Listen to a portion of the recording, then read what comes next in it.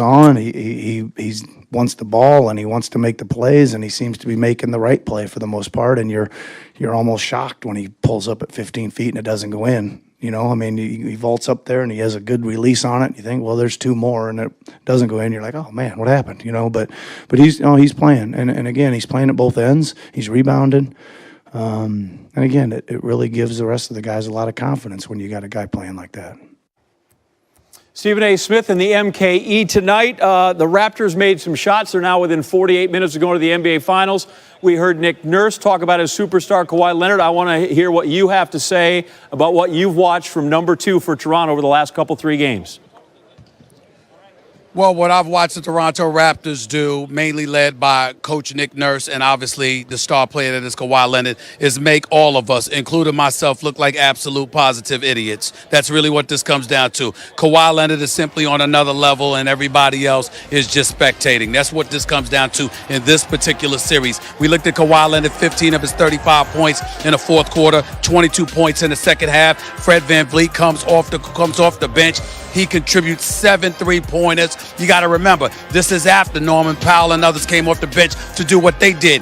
They outscored Milwaukee by 20 tonight on their bench. The last game, they outscored them by 25 via their bench. So you're getting bench production from Toronto, and you're getting a star, albeit injured, playing like a superstar. And that's what this comes down to. On the flip side, you're not getting that from the Greek Freak. We're seeing his limitations. He's limited with his post moves. He's limited when they crowd the lane. He doesn't have any mid-range game to speak of. And on top of it all, they have a starting point guard in Eric Bledsoe. He may have had 20 points tonight, 9 points in the second half. But when it really, really counted, they practically dared him to shoot because they knew he wasn't going to make a perimeter shot. And not only that, you didn't get any production from the bench. The key in all of this was when Nick Nurse decided to take Kawhi Leonard and put him on the Greek Freak.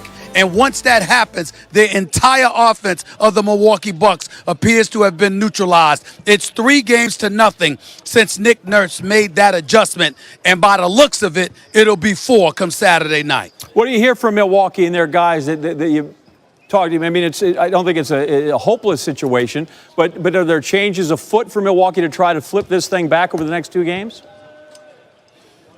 Well, they got to take it one game at a time. That's going to be their mentality. But the reality is they were saying that after the series was tied 2-2. And in the end, it appears there's not much they can do about it. Again, everything flows through the Greek Freak. You got to remember, the Greek Freak is absolutely sensational. He's a dominant presence when he's in the paint. But what Kawhi Leonard has been able to assist drastically in doing is neutralizing that momentum that he has coming at you once he steps past half court, getting to that 3-point line spot. If you stop that momentum in any way, it neutralizes him. And this is the playmaker. He's not just somebody that scores in the post. He creates shots for other guys. But the other guys can't get the open shots because Kawhi Leonard is all up in him. And not only that, you've got him getting some help. And then when you look for the secondary option or the Milwaukee Bucks, that is supposed to be Chris Middleton. He had 6 points tonight. Now, I understand you had some scoring from Brogdon and Brook Lopez and stuff. But Middleton is an all-star. I don't want to hear 6 points from an all-star. You need more from him. He didn't give that to you tonight. That is a problem. And I mentioned the bench. The bench gave you virtually nothing. And that's what you're talking about right now. Chris Middleton, yes, 2 of 9. George Hill, okay off the bench, but that was the extent of it. Stephen A. Smith, thank you. Back up north, we'll hear from you on Saturday. Drake already starting to irritate all those Buck fans. He certainly has irritated Mike Budenholzer, coach of the Milwaukee Bucks. By the way, Budenholzer is German. I don't know if you knew that, a 60-win season. Right now, what they need is 2 more in the Eastern Conference Final. Coach Budenholzer, live on SportsCenter.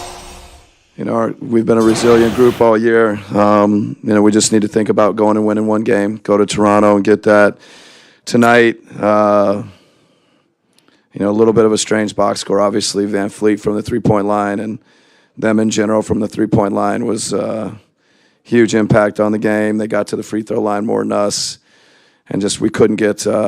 We needed a couple of rebounds there down the stretch. That, you know, I think when we look at the film, we'll feel like if we could have, you know, gotten a few more defensive rebounds from, you know, the 5, 4, 3-minute mark on, you know, maybe the end result would have been different. But you know, we'll get ready, we'll get prepared, go to Toronto. Coach Bud, Greg Matzik, WTMJ. you mentioned rebounding. You out-rebounded them on the night, but it seemed like some of their threes were long rebounds, a couple that glanced off the rim, especially late.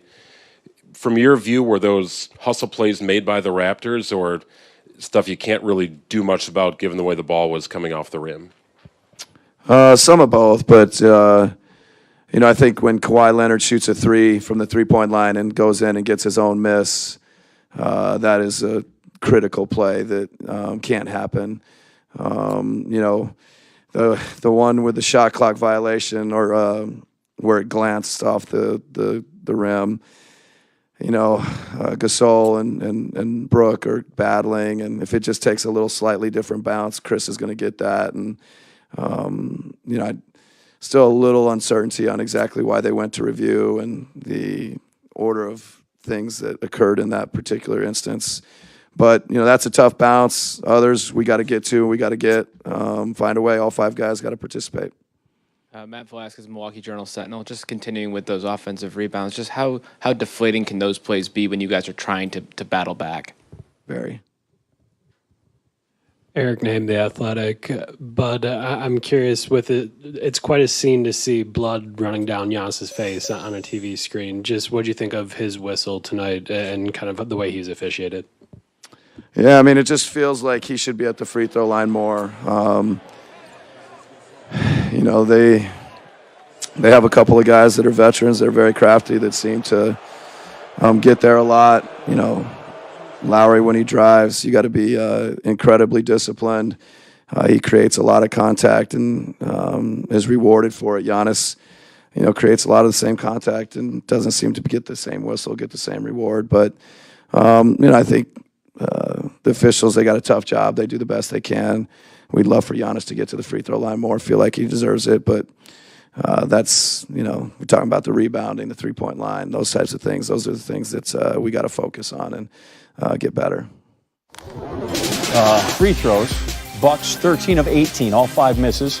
Giannis. Meanwhile, the Raptors shot 25 of 31, so 12 better from the free throw line, 8 better from the three-point line in this game. They've played 5 games total now, and each team has scored 546 points. Raptors, though, critically have been ahead by 1 in 3 of the 5 games. They are 48 minutes away of getting a date with the Golden State Warriors. Game 6, Saturday, Toronto. Despite what your screen says, not too even. Still to come. We're waiting to hear from Kawhi and Giannis. And speaking of Kawhi, before he hits the podium, we'll take you through his magical fourth quarter tonight. That is next.